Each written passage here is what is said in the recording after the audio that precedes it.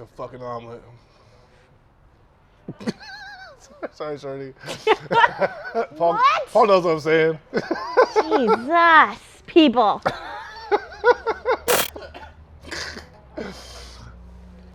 I like your eggs fertilized. Apparently you like them really scrambled. Yes, sir. You ready to do some shit or what? Yes. The holding.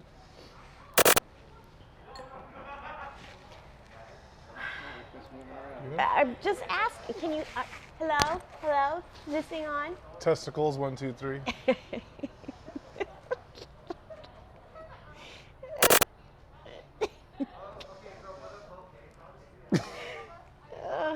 All right, we ready? Keep going. All right, welcome everyone to Walking, oh shit. It's not Walking After Whiskey. Well, it is Walking After Whiskey, but it's actually Beer the Walking Dead. Welcome everyone to Beer the Walking Dead. I'm Shorty. And I'm Travis. We're going to break down your latest episode of Fear the Walking Dead. We're also going to break down our series 4 in our Epidemic Beer series. Yes, we're going to break down Epidemic Ales Limelight. If y'all remember the Trojan virus you got from LimeWire, this is definitely the can for you. Great for Cinco de Mayo. We thought it appropriate this week since it is their delicious lime and salt infused lager. And season 6, episode 11, entitled The Holding. To the review. I Robin. have so many choices. I know, right? So much booze in one little Cheers. table.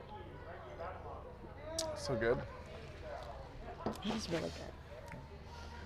So we start off with this this monologue. It goes through this underground, I guess, refuge of people. We see a limelight of people. You see light of I see what you did there. them growing plants. Them basically having hydroponics growing up everywhere. Their vegetables. You see zombies being mentioned in dirt, and you hear this person over talking. We come from the ground. All these things that have died for for thousands of years have brought new life. So death is just part of the cycle. It's Heaven's Gate is what it is. Yeah. It's Heaven's Gate. So, I mean, what a great setup though. Like, I mean, they got it down for whatever it's worth. They got it down. If you want to drink the Kool-Aid, at least you get some good damn food. Very Jim I guess. Jones, absolutely, Oh, for sure. totally. It's actually super terrible, and they got a great villain, but we'll get to him. All right. So, what are our shockers? So, because of Dakota's information that she told the group, they kind of stage that they're going to be found, caught, whatever it is, so that they actually get to this place underground. And then we have the elevator goes down. Yeah.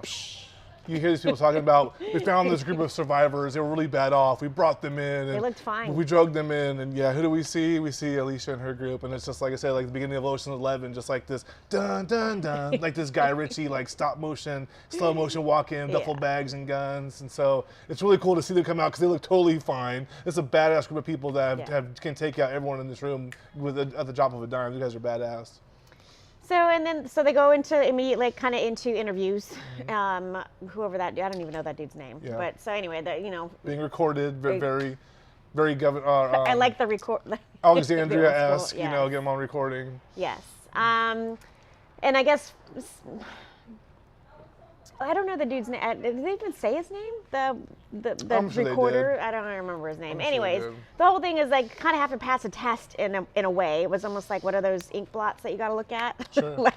To try to figure out what do they see, how much more Kool-Aid do we have to give a certain person in order to make them see it our way? Right. And so obviously none of them know what the fuck. The guy running this place is named Teddy, and I was talking with Shorty earlier and Paul. It just seemed like either Teddy is like Negan, like we're all Negan, we're all Teddy, or I thought this dead guy against monologue was maybe a Teddy at one time. Let's go show him to Teddy. And so you see this dead guy tied to this tree, and he's part of like this this visualization. You have to see this for something that they all see into it. You can't see this decaying dead body. You have to see life. Dead people bring life, and that's kind of what you see from here, and how they perceive what they're seeing. That's how they know how much Kool-Aid they have to inject in you with embalming fluid, or how much they have to just pour it down your throat. Right.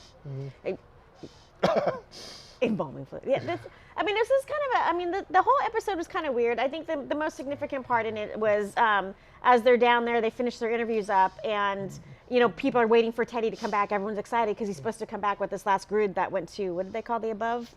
Actually wrote it down. The topside. Yes. So they're coming back from topside. Everyone's topside. Yeah. So, and Teddy's ends up not being in the group, but who is in the group is Wes's brother Derek. Yeah. So that's probably the most significant thing that we saw. Yeah, he sees Derek when he gives a huge hug, and like everyone has like this all like we're still finding family through all of this, right? And we saw from the preview from the beginning of the show that that Virginia asked Derek, was your brother part of this?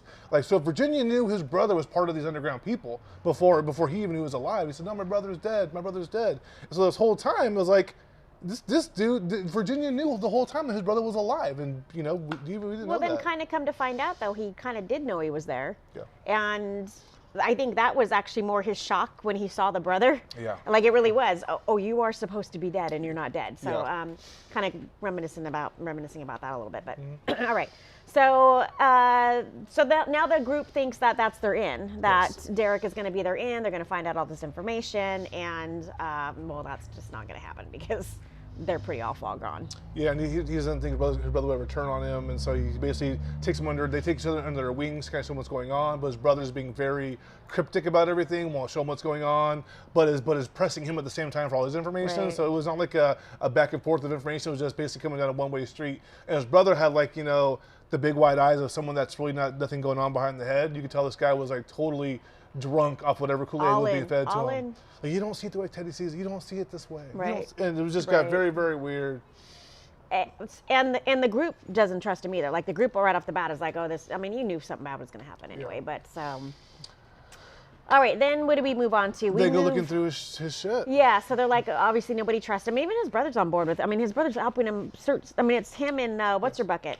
Are the ones like are searching through his bunk. Yes. And how appropriate that all of the good information is in the condensed milk can. Which you hear about earlier. Right. And so I think she sees these things and reminds her of her helicopter friend because she automatically is like, oh no, like my friend's in trouble, people are in trouble. He shouldn't have this information because these things aren't something that they would have. This is like things that like a helicopter person would have, like overlays of the maps of places they probably couldn't have seen from where they were traveling. So she automatically kind of works into them like, I know that he might not think he did bad things, but he knows the people were doing bad things, which is right. And the more there was the coordinates to Tank Town, like there was everything that was there. But it's interesting, like because we haven't seen her in a while, and like I'd actually forgotten all about the beer lady. Like I completely forgot about her. So it's now you see it where they're trying to quickly almost bring it back all around.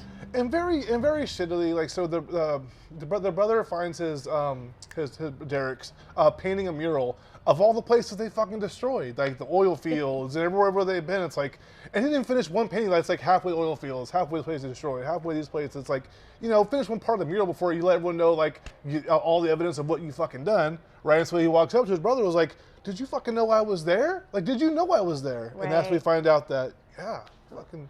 Try to blow the place up and try to blow his brother up probably made it easier for him because no matter what, their only mission is to kill everybody on topside. They want to kill everybody that's living. That's not down there with them. And so their whole point is in the end to entomb themselves underneath there forever, like to actually live there forever, which seems if you get rid of everybody, why do you got to do that?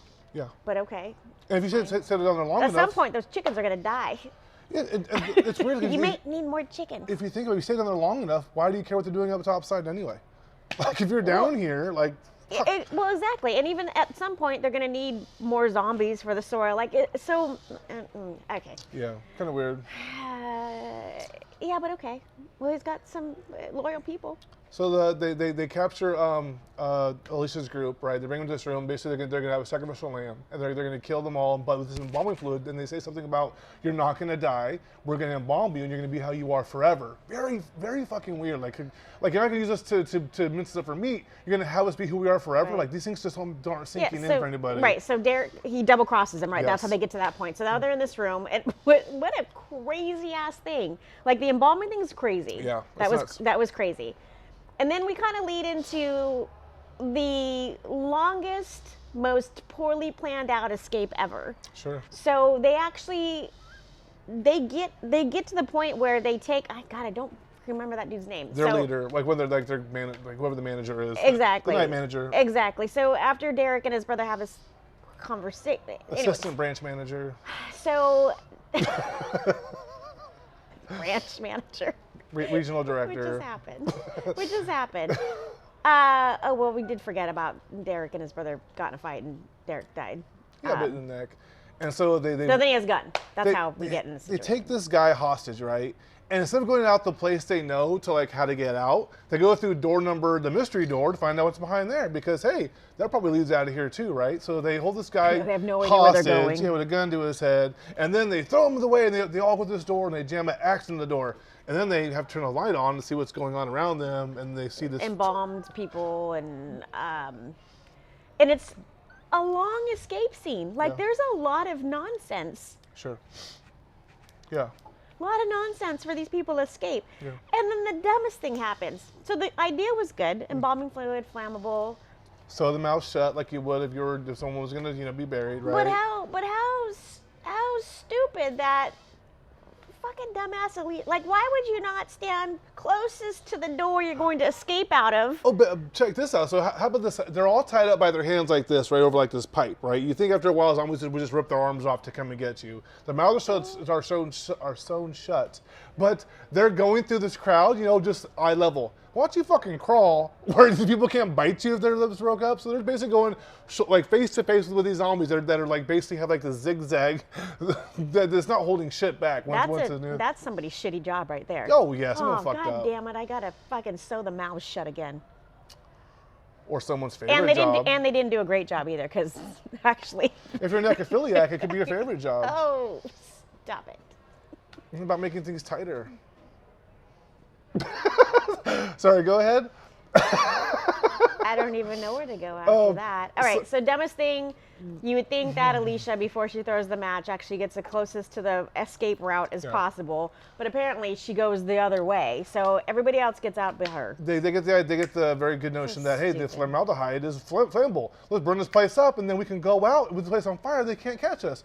Fucking perfect. Zombies on fire. No one's gonna come through that shit, right? So it says like, no, everybody fucking go. I will be the sacrificial lamb here. For no reason at all. I can just walk outside here with you, but I'm not going to. So she starts slashing these zombies up from the guts, from their necks, and so that they're all basically just leaking fluid everywhere. The whole floor is leaking fluid. And she lights the match of the fluid that she's standing in. The whole place goes into flames. Very reminiscent of her mother when her mom gave herself up for the group. But that was actually more of a better sacrifice, because they really came after her and she led them away with a fire. Right. Alicia just did this. She was like, hey, I'm gonna be like my mom, and I'm just doing what my mom did. And so it doesn't make any sense why she does this. But now that we're talking about this and how stupid this escape scene was, how is it that the room right adjacent to where the fire was lit had no damage whatsoever? It was actually smoky and dark in there. It did fuck some stuff up. They said that the whole thing was on fire. They said like the whole complex was, except for the room adjacent to where the fire was lit. There was a fire door. I work at a hospital. That was wide open. And it was like, and it looked like the people that ran in there, they all got burned up. Because the only people that were left was the embalming guy, the district manager or the assistant branch manager, and Teddy, who we find later. So literally burned up everybody that it need to, except for the person, Alicia, who was standing in the fluid the whole time, covered in it, right, with the fire in her hand. And these guys in the room that they just escaped from, she literally lit the fire and she went 10 feet. I don't know. Yeah, the whole thing was stupid. They could have done that a lot better. They had to leave and then brought her back, and they put this in their head like, "Hey, you told them all to leave. They just left you here. That's not family." Well, and so now it's just now that she killed the other dude, it's Teddy and your district manager. Yeah. And Alicia. Yeah, and I think Teddy, he's like, I'm gonna leave you here because Teddy will want to kill you or do this for you himself. He's the one to bomb you himself, because she's smoking hot. And now she's just smoking because she's burning a Well, apparently she wasn't smoking because she's just fine. She's a little dirty. She didn't inhale. She didn't inhale. She's very Clinton-esque of her. But then Teddy confronts her. He's like, no, I want to save you. So I think Teddy now sees her as like, oh, we're going to brainwash you and you'll be our weapon. So I think Alicia's going to be brainwashed like everybody else was the whatever Winter Soldier-esque words they have to do that, to get her to do their bidding. Well, they already have. I mean, they've already kind of mentioned that he listened to her tapes over and over again. So whatever information that maybe we didn't see that she gave, he already knows about the mother situation. Sure. So he's already trying to kind of manipulate her into whatever complex he's trying to make her think she has. You've seen the 100. She's from that show. She has like no emotion on her face. She goes from like happy to like really happy to sad. Like her face doesn't go anywhere. It's always the same. It's like that Darth Vader shirt. Yeah, with all the emotions. Yeah, exactly. I mean, she's gorgeous, but yeah, the girl has no facial emotion, and maybe that's how they want to be in the show. You know, whatever. She's like happy. No, I'm so happy. They just wanted to be a badass. That's all. And a hot badass. Anyways. All right, so then, so the rest of the group makes it off just fine. And now we have Elsie's gonna go and warn the beer lady. Morgan is now, I mean, they made it back to Morgan. Morgan's now privy to everything that's going on. And everything's gonna come to a head pretty soon. Yeah, they know a fight's coming, and so I don't think they specifically said where they're going to, but now that they have Alicia, if they can brainwash her, they're into Morgan's compound, because the people that they get to turn places over are already on the inside. So just like everybody else that turned these places over and bombed them, it came from people that were within. So, good review. Good episode. Yeah. Shitty ending, but I like the build-up. I like the new people. I like Teddy. We'll see what happens. Oh, I like the actor. Yeah. He plays a good part. He wasn't he Lex Luthor's dad in Smallville? He plays a lot of those creepy like 20-minute TV show guys. He plays a good You know what I mean? He plays a real good creeper. Let's get this beer review. All right. Oh, look, we can both look at our own can. Oh, Epidemic Ales. This is where the Epidemic Ales commercial goes, right here. Boop. And we're back. It's a cute little So Epidemic Ales, we're doing all of their beers this season for Beer the Walking Dead. We love everyone there. Great service, great people. Coolest place if you're a horror movie super fan. Appropriate brand. The names are all like zombie and death themed, and they're such badass beers. They're such good beers. They're such good craft beers. Everything tastes really balanced there. You get anybody you want to on tap on Nitro as well. Local. Support our local breweries. Local. And this one is appropriate because, again, it was Cinco de Mayo yesterday, so we picked the most appropriate Cinco de beer. Drinko. Cinco de Drinko. So you think it's more of a Mexican lager or more of just a just regular American lager with lime and salt? No, it's supposed to be like a Mexican lager. How'd you like it? I love this. Yeah. This is probably one of my favorite summer beers. Yeah. And this is actually the perfect beer because they do Taco Tuesdays. This is the perfect beer for Taco Tuesday. And my little tip is sometimes at home I actually salt the rim because it has a little bit of salt in there, but I really like salt with this beer. I'm salty enough. I'm a salty old man for salty. sure. 4.5% alcohol. Low. So literally, this is like your beach beer. This is your by the pool beer. You'll drink 100 of these in the heat and be totally fine. But you'll be well refreshed because it's Bloated very and bloated. You're not talking to ladies after drinking 10 of these things, but you and your homies are high fiving the whole time. It's good Look what I beer. can do. And I love the can because it's always like a little internet page on it. Like there's already a virus on your system because literally if you guys remember LimeWire, that's how we all got our first Trojan, our first worm, and ruined all of our parents' computers. Well, I was an adult then, so ruined my own computer. This is how we did it with LimeWire. Nice. Downloading not porn, no way. Of course not. Like other legitimate things. Like not Other porn. legitimate things? Like soft porn. Skinamax? Oh, You were if you trying to only look at knew. Skinamax? If you only knew how good this was. I'm sure Epidemic would be super happy right now that we've now talked about porn with their beer. That's great. We got to be 21 up to drink, so I think they're cool with it. Yeah, okay. Beer and porn, but Sorry. groups of people. Everybody at Epidemic, Love you guys. Love it, Ales. Thanks for watching the show. peace out. Nice. Porn.